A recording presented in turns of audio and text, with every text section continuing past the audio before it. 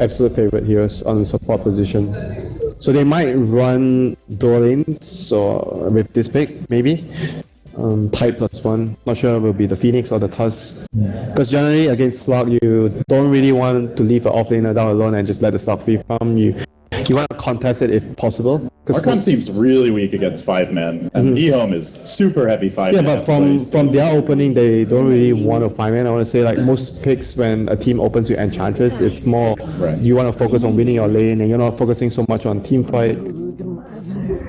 And speaking of winning lanes, mid Beastmaster lane Brood. Is it mid? Oh, is it mid? Monkeys plays mid Brood. Oh, yeah. Yep. So are they going to send the Tide mid? That's the question for EHOME. I guess you could try and send like support plus Ursa bottom or support plus. I think WD almost needs the safe lane. If you're not sending a mid, that is so. Okay, I want to hear it, guys. Starting at the far corner, LD. Who is going to take this game? This elimination game. EHOME is going to take it, and if I'm wrong, then Archon wins the lanes heavily. If they don't win the lanes, absolutely no chance. Okay. What about you, Gods? I agree. I think I like EHOME. They've got the team fight. They've just gone for more stable draft. The Brood could be a little bit problematic, but I think ultimately EHOME will be fine. And on the right corner, they're going to go for the NA team that's going to win their lanes. Are you not giving Ben option? No? He stole my line. Okay.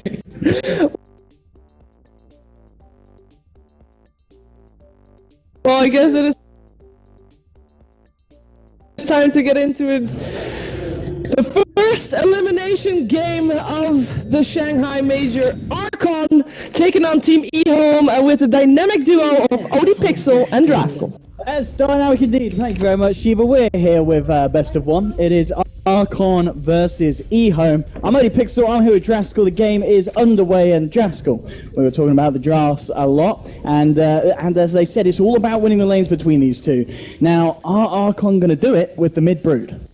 Well, we're going to have to find out. I think Winter brought up a pretty good point. It's kind of like a mind game. Where are we sending the Brood? Where are we sending the Tide? Because if, for whatever reason, EHOME expect it to be a mid-Brood, then they just obviously send the Tide wherever that hero is going to be. Yes. And I think it's really hard in the early game for Brood to move around too much because you have to worry about web cooldown. So once she places nets or webs, it's kind of like you need to stay there for at least a little while.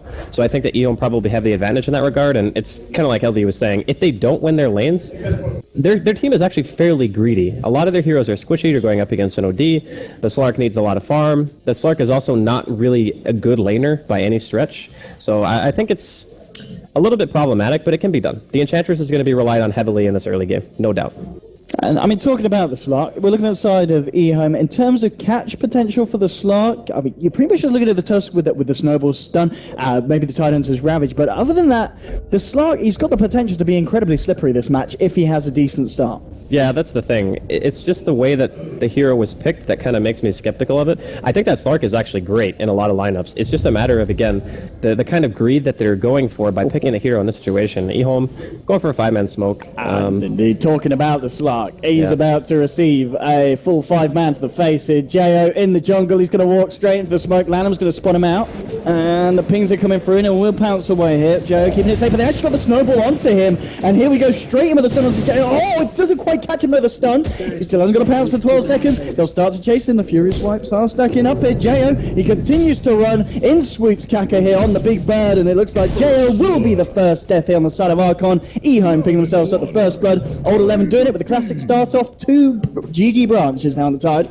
Now that was the patented use my escape before the enemy team initiates on me death. That was like completely just mechanical mistake. There's no way you ever leap there unless the Tusk uses a spell. Because one of the only ways that you die in that situation is if you get sharded. But if you get sharded, you might have to... Oh, hello. 3-man bouncy cask in the river, but they just go straight up to the high ground there with the snowball. Gush again onto Whitebeard. Looking for this one. He's got level 1 enchant. That's not going to save him. He's going to go down. And Old 11 proving this is how you play Tide. You roam around the map, you start with 2 GG branches and you level Gush. This is a total disaster right now already for Archon, and it's not even 1 minute in. Like, the first creep wave is clashing right now, and as we expected, we're going to see the Tide versus Brood matchup, which the Brood you can win this matchup for sure as Brood, but it's hard. And the thing is, you're not really going to stop Old 11 from getting any farm in the lane anyway. The only thing they have going for you is the fact that he's skilled level 1 Gush. That is pretty much your only advantage in this lane as Brood. We'll see how Monkey's can do after Tide to get that very nice time on the bottle, thanks to his build and thanks to actually the kick elf. And then D.Va going in on to Moo hit. EHOME closing the gap. Looks like they won't be able to dive that one. He's going to be A-OK for the time being. So that's your top lane, that's your mid lane. What's going on down on the bottom lane? Can we expect a little bit of a difference in luck here for Archon? Is Joe going to be alright on the Slark here? Well, it's again, the Slark's not necessarily a super strong laner, but if you see what EHOME are doing, they're actually not prioritizing this lane at all. They're just kind of leaving Old Chicken down here on an off-lane OD, and I think this is more just a reaction to the way that the overall lane shaped up. As soon as they saw the last pick Brood, they knew they kind of had to change things up, because obviously you can't send OD in that lane, and I think they're prioritizing giving Ursa the safe lane because they want to make sure they can secure Roshan. So CTY needs the safe lane to get to a point where he can at least pick up some lifesteal. Maybe he eventually rotates to the jungle and they start to give Old Chicken a little bit more farm priority.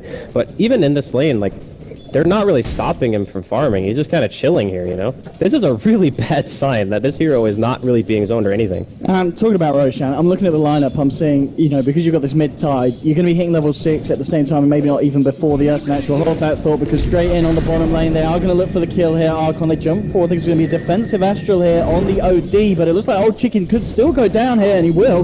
They will find themselves a kill there. Nice smoke up and rotation there from the Enchantress with the Dark Troll Summoner. We'll get Archon a kill on the board. Yeah, it's very necessary that they at least pressure some lane. Like, at the very least, if they can kill the offlane tower, try to move their supports around a little bit, maybe look towards trying to help Brood win mid a little bit harder, because not having Kraken Shot level 3 in this matchup can be a pretty big deal. It just means that if you do rotate in and they realize the fact that he's skilled Gush, it can actually be abused in this matchup. CSY is 11 for 3 up against the Brood's 11 for 4. So it's incredibly close at the moment in terms of the farm for both of the mid laners. But yeah, as I said, when it's coming to taking Roshan with the lineup that EHOME have, you look at Archon's lineup, at that point where, you know, with the S they're going to be able to take it really early on, Archon, they don't really have the lineup to stop them, do they? Well, their team fight's not what I would call good, which is why LD was emphasizing the fact that the laning phase from Archon needs to be more or less flawless. Now, you can contest the Roshan by just sending in, like, Enchantress creeps, getting vision of it with the Hawk, but in terms of taking a 5 versus 5, because this Tide is getting a lot of farm priority, like, Old 11's going to be 6 at, like, 5 minutes, you know, 6 minutes into the game, somewhere around there. So, with that being said, fighting against a Ravage when you have Brood on your team, who's not notorious for being the best in terms of contributing to team fights, it can be tough. Certainly, just like that, thanks to Kinnis with the Broodlings and the city. He's jumped one wave ahead, now he's 27 against the 13. I mean, Old 11. He's starting to have a grand old time here in the lane. It's getting a little bit harder for Monkeys to just kind of stay toe-to-toe with the Tide. And this is kind of why I was thinking that they might, like, try to play a mind game and not just straight up send the Brood mid, but I suppose if you're Archon, you really don't have that much of a choice. Like, I don't think I wanted to put Beastmaster in mid in this situation. Although I will say that it probably would have fared better. Like, the Brood in the off lane and then Beastmaster mid might have been better in terms of the lanes. Bottom lane, Old Chicken on the OD, 12 for 1, 11 for 3 on the Slark. So, I mean, did you expect this to kind of go as evenly as it has, or is there a surprise that Old Chicken's maybe getting as much as he is? Well, in the beginning, they weren't really zoning him at all. As we're going to see, oh man, he doesn't even get the rune. That is, oh god. He bought a bottle, had no mana, and then he gets shard blocked like that? That's a really rough thing to happen. That was really nice shards. But, yeah, as far as the bottom lane goes, this is a game where you're looking at Archon and you say to yourself, okay, we need to win the lanes. The Tide has 32 CS. Clearly some of those are going to be spiderling. Straight in onto White Beard and a couple of swipes there from the big bad bear. CTY will take down the Enchantress. No mercy there for Archon on the top lane. Yeah, this is not going well. CTY 27 for 18 here. It's got the potential to not be very pretty, this one, unless Archon are able to do something to slow down the Ursa. I mean, how do they deal with an Ursa that's got this much farm in the first 5 minutes of a game? The Beastmaster, I think, was supposed to be kind of the answer for that, because when they picked Brood, clearly they had in mind to send it mid, and there was already a Tide on EHOME, so I don't know what necessarily the game plan was from Archon, like if they were trying to force some weird lanes out of EHOME that might have given them some kind of advantage, but I'm just not seeing it. Like, even bottom lane, Jail's just getting harassed right now by Old Chicken. He just doesn't care. And Kaka can just sit off to the side, and if they ever rotate down, he obviously has an easy escape. even if he gets disabled, you can Astral, and then he can just swoop away no matter what. So the off-lane OD is farming more than your safe lane Slark. The Ursa and the Tide have respectively like the 2 highest CS in the game. And EHOME has Ursa, so they can just kill Roche whenever they want. And think about this matchup as well on the bottom. Jayo's got to be careful, because in terms of having mana to pounce and shadow dance, he has to be very careful how much intel that OD steals. Because if he gets to the point where he's only got one of them, and as you said, the Phoenix, Kaka hiding in the sideline, ready to jump, has the potential to take him down. He's going to get a bit of backup now, Jayo. We're going to see a rotation from Archon. There's some of them coming in behind him. We'll see if they can find any way to get close to EHOME. But EHOME just controlling the laning crew a little bit really nicely, keeping under their tower and ensuring that the OD continues to farm as safely as he is. And we can see on the CS at the moment, all top 3, all on the side of EHOME. Trying to go in now onto Old Chicken. They're throwing out the cast. Jayo jumping for the Maledict is doing a lot here to Old Chicken, and they should be able to find the OD. He's trying to turn around, get as much onto Jayo as he can, but he's going to lose his life. Kaka getting forced back. So Archon, they hang around, they wait for the jump, and it pays off. Good things are happening on the safe lane. Yeah, getting those kills are really big, because otherwise the Enchantress pick doesn't really do much. So it's really nice that Whitebeard's rotation has managed to secure something here. CTY is unbeaten on Ursa. Alright. Literally 100% win rate. Average KDA of 8-1-11. I mean, that's pretty terrifying. And that's games against teams that aren't Archon as well. Yeah. This is... I mean, that's some heavy flame, but yes, you are correct. Just saying. But as far as the pace of the game, like, look at the CS, good god, like the net worth too. It's like, the Brood has 27 creep kills at 7 minutes, the Slark has 24. Even with 2 deaths, the OD still has more CS than the safe lane Slark. What is their fallback mechanism? Like, there's no team fight. You can maybe go for a smoke gank, but you certainly can't gank the Tide. He bought Treads. Like, he's going Treads mech. He's going to be super tanky, right? The best lane to kill is really bottom, and killing the offlane tower doesn't really give you that much either. Screw your Hawk, gold 11 says. More gold here for the big beast. Yeah, this is, I think, one of the most farmed Tides I've seen 7 minutes into a game for a long while. This is quite crazy, and they want to do something about it, Archon. They're coming in, they get some good bounces here with the cast, and Adam jumped in as well, but the Maledict doing so much here. They're here, want to get some of it in. Old Lemon turns around, gets the Ravage onto 3, looking for Whitebeard, the snowball forward, they'll take down Enchantress, and the Old Lemon's just continuing to fight. He doesn't care, finally gets nuked down there by Monkey's Breath, and that's a big kill for the side of Archon to pick up. And I think if it ends like that, they'll be fine with that one. Taking the 1-for-1 trade, but getting that high priority kill on that Tide, who is having an absolute ball of a game. That was about as good as you could have wanted it to go if you're Archon. Like, Ravage used, kill high priority hero. Yeah, that's keep doing that. If you can continually, like, 4-man or 5-man mid without getting punished in any way, then that's going to be what you have to do. But, I mean, CTY already going into Roshan here. There's no vision here from Archon either, so we're going to see Monkeys actually grab himself a rune top. But there is a Hawk, so they will know. Certainly will know. The question is if they could do anything about it, and looking at where EHOME are, I don't think you'd want to run into this one. The rest of the side are there ready to back up CTY if Archon do decide to try and do something around the pit. They are heading over here themselves. Monkeys Forever maybe positioning himself for a bit of a cheeky play. We'll see if we get away with it, but no, but it's already down to EHOME. They've picked it up and the spider just gets destroyed in the pit. CTY with the Roshan kill, with the Aegis under his belt, and with the dead spider as well. I think obviously stuff like that looks bad when it happens, but I do think that Monkeys had to go for that He fight. had to go for it. Because here's 2 things that happened, right? They ganked mid, and Ravage was used, so that was technically the best opportunity I think that Archon would have had to win that fight. His bottom lane, Old Chicken, gonna take a jump here. Okay, here we go again, trying. He just turns around. He's not going to quite get the kill onto the Witch Doctor, and with Jayo coming in, if they can take down OD, but the heal from Kaka is making this an impossible one, it seems, and he just turns around, takes down the Slark. Whitebeard is there with the micro, trying to control the OD. He's bringing Old Chicken incredibly low here. Can he quite find the kill? One more touch with it. Now he pops the stick charges. Old Chicken's out of there. We can see Whitebeard desperately wanting to dive that one with the heal, but it's not enough. And even the Centaur getting taken down there by Kaka's big beam of doom. Losing the Slark there, and unfortunately Archon desperately trying for the kill that time in the safe lane, and it doesn't pay off this time around. EHOME are just pressuring on so many fronts simultaneously. Like, they're pushing in mid tower, they're getting kills on bottom lane. The only thing that Archon have going for them right now is the fact that Moo's pushing top.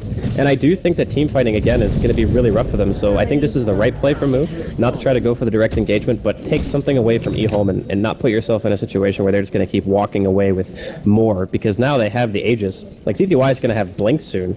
He's only like 500 away. It's 10 minutes in. This is some really terrifying stuff coming out from the lineup of EHOME. I guess at this point, if you're Archon, you're just hoping that mistakes are going to be made and you're going to be there to capitalize on them. We've got Archon smoked up, Fluff and Moo, ready to try and get themselves in position for something mid. I still don't have that level 6 on the Witch Doctor though. He's halfway through 5. Therefore will be a nice addition to these pickoffs that they are looking for. They're going to continue to move. The question is if they can find anything. Looks like bottom lane is going to be the call. The tier 1, still pretty much at full health here. It's going to be a hard kill. They do have the Primal Roar to try and set something up. Kaka has got a Supernova. Can they burst him down before he gets stopped? Here we go. Got the Primal Roar. They jump in. Have they got the burst? Yes, they have. They'll take down the Phoenix before he can get the ults out. And a nice little bit of movement there from Archon. Now, the rotations that they've been doing have been working every single time they go bottom. This seems to be the lane that has the most success so far for Archon, and as such, I think they're going to try to go for the tower. Unfortunately, Roshan's already dead, so this tower doesn't mean that much. Looks like EHOME kind of want to try to fight this. And they do indeed. Snowball to lead in, straight on to Boom. Lanham's got the control. Old 11, Old Chicken and CTY there for the party, and Beastmaster just stands still but accepts his fate. He's down, and they're leaving the tower denying. That is going to be a Blink Dagger now done here for CTY. Good God, man.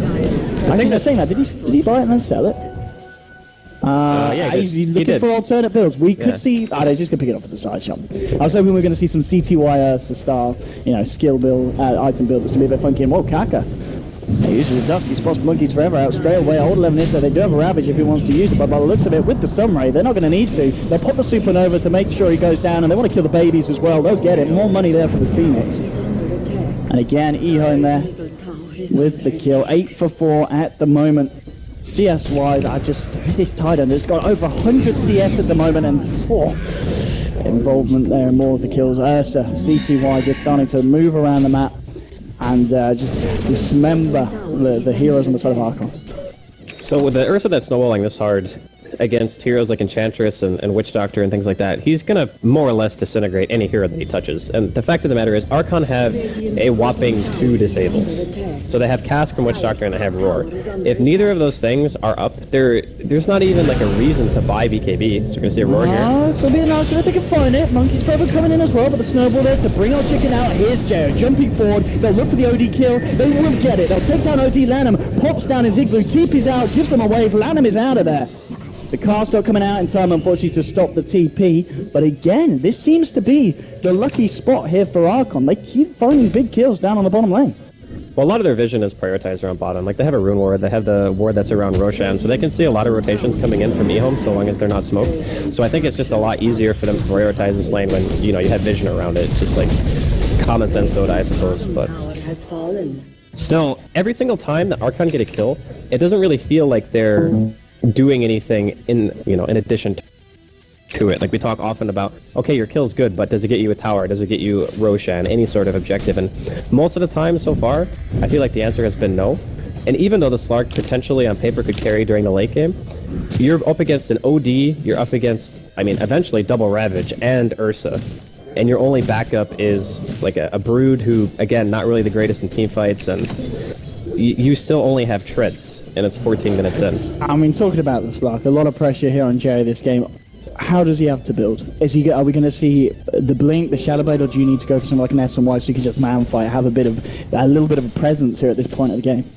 Honestly, I think going things like Shadowblade against a team like EHOME, who have insane 5-man potential, it's kind of counterintuitive. So a lot of the time you would want to use it as an initiation tool, but you just can't.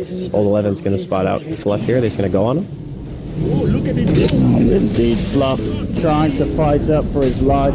It's not going to be enough. And top lane just trying to make the most use of the fact that they know they're down at Jao. He's got a run now. TP's coming through. Old 11's in the neighborhood. Level 11 now, and this tied into 2.7k gold on top of the treads, the mech. Old 11, I guess there's a lot of things he can go for here. And well, the bloodbath is going to continue in mid lane as CTY's trying to jump forward. Won't be able to quite find a kill though as the ball slow. Causing some issues for him. He has got Kaka hanging around on the Phoenix. In fact, they want to try and go in. Lanham picking up CTY here in the snowball. CTY starting to run this off there. The Astral keeping it alive. The boar desperately trying to find him, but they'll kill the boar here. and it looks like he will be able to blink away. Kaka gets the dust out onto Monkeys Forever, and they try and find and chase down this brood kill. Old Chicken coming in with the orb snap. The Cask holding back the OD, and the bounces are favorable, but it doesn't matter. The Sunray from Kaka.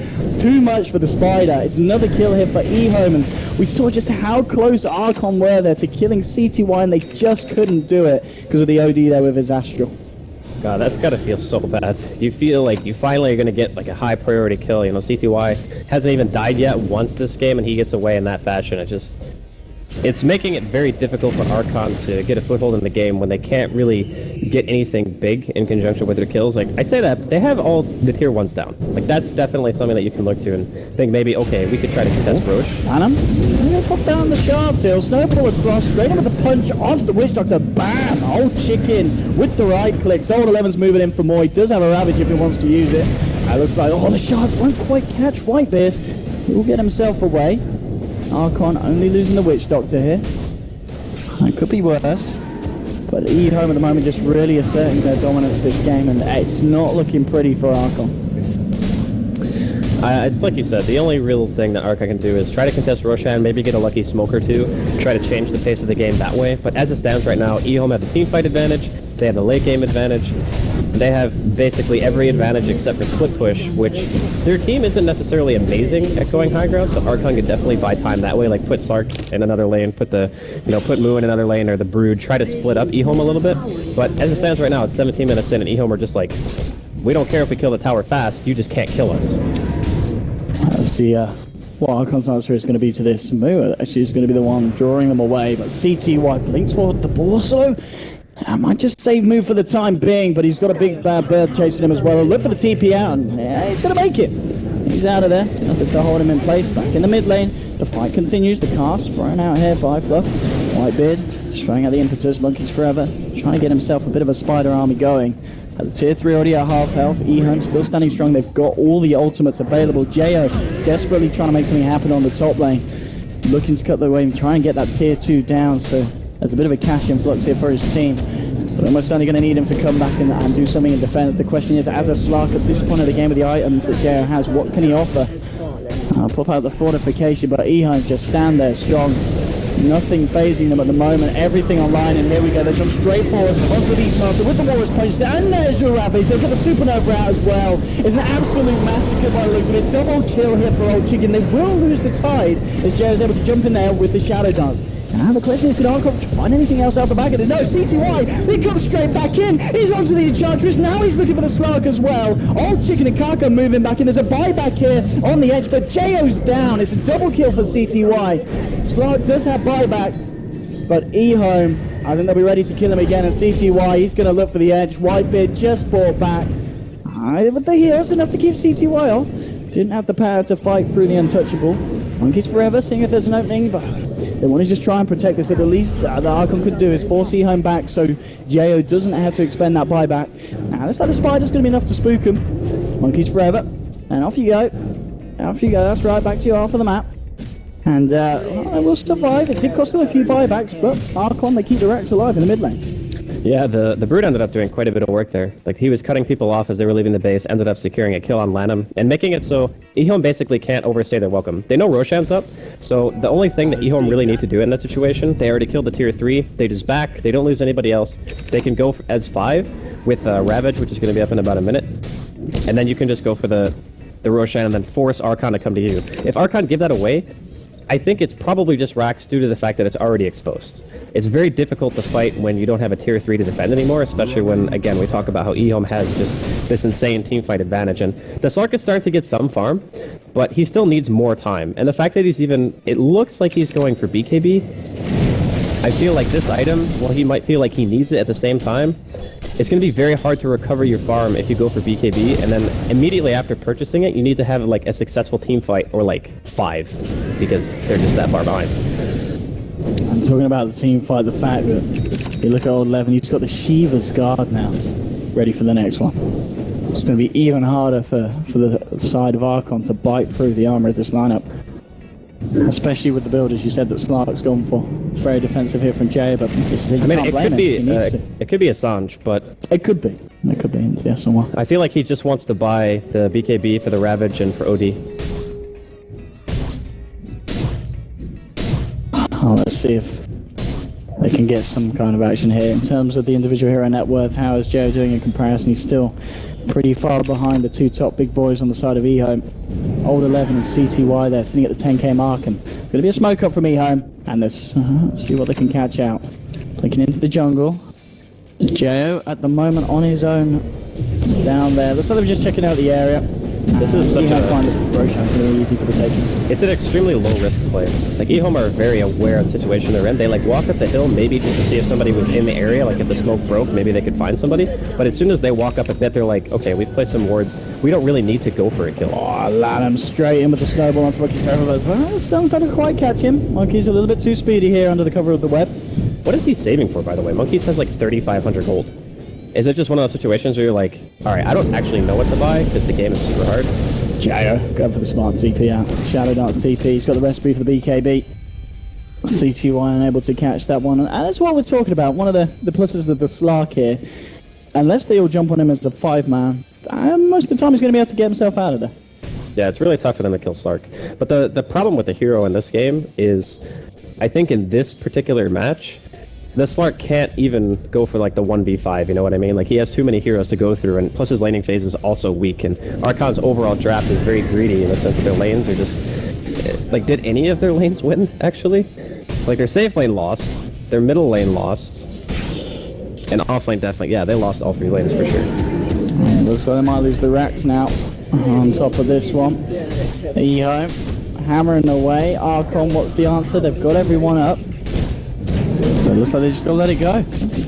There's just nothing that they can do here to stop the onslaught of EHOME. And they'll take the racks and they'll be out. And as you said, EHOME just playing a very clean game at this point. Jo, he's running straight in. He wants to try and fight here. Archon's coming through as well, but they've already lost Witch Doctor. CTY now unstoppable on the Ursa. A courier on a bit of a suicide mission there, and he's going to live. I mean, the uphill mischarge kept him alive, and it's a good job because that had the BKB on. CTY now jumps straight in onto the edge. It's a double kill here for the bear. And that is your Aghanims now picked up from CTY. Jo just kind of rushing around on the back. Not quite sure what to do here at this point. Oh, sorry, it was the Brewmother's BKB on the courier that was just delivered. And Monkey's forever with that BKB. Is he going to save him against the bear? Oh, the invis certainly is. Yeah, I'm not quite in range there. So help him out with the detection. Jo still looking to see if he can get himself back in. Old 11 hoping the Shivas catches onto the Beastmaster, and he will. He'll get the slow on to move. Getting the ball out, CTY just jumps straight in. They'll turn around with the roar. Jo skunk his message of steals, and this could be a big death ward from the high ground. Supernova's pop on. CTY's getting low. CTY will go down. He's got the Aegis though here. Monkey's Forever, BKB's up. He just take down the Supernova. This could be Archon turning it around in some shape or form, but CTY, old chicken, they're still ready to fight. They're on the sidelines. Jo, he's got the Shadow Darts, but he's running. Pounces away. He's terrified of this Ursa. There is a level 3 here, 3 Necro on the Beastmaster. So Archon, with a really nice death ward there, they're able to burn through the Aegis, and they don't allow the Phoenix Kaka to get off his full supernova, and they get the kill. I mean, EHOME are just overstaying their welcome right now. Look at there's tier 2s in top and bottom lane. Like, why are EHOME even here in the first place? I think they're just kind of going a little bit too ham for the moment. They'll realize their mistake, and as we say that, they're just rotating towards bottom to make sure they take the safest route to victory. But stuff like that, I think they just, in their position, feel super confident, as well they should, because they're kind of dominating this game right now. And I don't think you're going to be seeing anything silly like that again. So down on the bottom. That is the BKB done for Jo. And they want to make use of it straight away. Archon immediately with a smoke up from the base. This is a good timing. They have fresh BKB on the on Slark and 9-second BKB on Brood, but they are technically fighting into Ravage and Sanity's Eclipse. So even though some of the cores might be safe, the supports are going to have a real rough time. Still 30 seconds on Supernova. So it's going to be something if Archon can catch EHOME off guard. CTY, obviously now without the Aegis, he'll move to find the Roar, and he will. Roar strands CTY, and they'll move straight out to the Ursa. Death Force drop, no mercy there for the bear. And that's a big kill for Archon to find, and the exact one that they want to try and find off the back lines. And off the back of that, with the Necro 3 on moves Beastmaster, they can start to get a push down the mid lane. I mean, it's 50 seconds without the Ursa. I don't know if they can force out a buyback, but they can certainly get a tier 2 at least. Yeah, that was just a little bit greedy from CTY. He was using his ulti to farm. Otherwise, he would have been able to enrage and then probably just walk that off and buy time for the rest of his teammates to get there and help out. But it's still momentum that Archon are gaining into this game. Oh, old chicken. We send this one up here with the Astral Lanham there as well. Trap move, Scoble straight onto Beastmaster Joe with the BKB though. He wants to find, so does Monkey's Feather. They're focusing Lanham here, but the next pop, he's out of there. All over the Shivas, turns around, gosh there, straight to the face of the edge. Lanham will, no, the Astral, keep him alive. There's your rabbit from all 11. Monkey's going to take it down. Odie is just too strong. Double kill for CTY. Everyone apart from Jo dying on Archon. And they keep Lanham alive there with that mech and with the Astral just in time to save the Tusk. Just teasing him in front of Archon, and they just can't get a single kill. Well, it looked really good there for a second or two, and then Ravage happened, and OD. The game was hard, but EHOME still just holding a very, very strong presence in this game against Archon. I mean, it's kind of rough because you watch the game and you're looking at the situation, it really feels helpless for Archon because they just don't have the team composition to go up against EHOME. Like, they have to play perfect Dota, and like all their smokes have to work, and they have to be able to take Roshan away from EHOME, and it's a very tall order. Oh, they have put the teleport here, but they've got to be aware that Kaka's got that supernova ready and waiting. If they want to try and make a jump. Jo. Nice, having to catch on to Old Chicken, who's already blinked to safety, and EHOME, they are sticking together. EHOME very much comfortable. If Archon want to try and force a fight, CTY pounding the ground. Certainty is dominance. That's a nice cast. He's in a bounce between a few of them. Somebody coming out here from Kaka. Old 11 moves in now with the Shiva's guard here. Fluff drops out the Malady, will catch out the tide. But Old Chicken with the Astral against keeping the tide up alive. The death ball from Fluff doing a lot. Now the Supernova comes out. Archon, they're deciding, can we go for it? Can we not? They're looking for it, but it doesn't matter. Odie's just there pounding away. CTY is one on the other. They're all dead on Archon. EHOME now 27-9 at 27 minutes in. There'll be a buyback from the Witch Doctor. Fluff getting himself back in there, but it's only the Beastmaster who's going to be able to join him. And this could be the end of what was nothing less than a nightmare here for Archon Andy. Yeah, it just all goes back to the draft. EHOME, they had some pretty unconventional lanes, but that just was necessity due to the fact that there was the last pick Brood. Archon ended up putting in mid. I kind of see where they were coming from. They thought if they could win the lanes really hard, play to their strengths, as God was saying on the panel, that they might be able to take the game. But this draft just felt like there was no real opportunity. Like, their win condition was ridiculously hard. It's like, win all three of our lanes, which they won none of them, and then hopefully we can snowball that into a Tidehunter lineup with Ursa, who has insane rush potential, and OD late game lane. They want to fight. They really want to try and do something here, Archon, but they just can't. GG is called.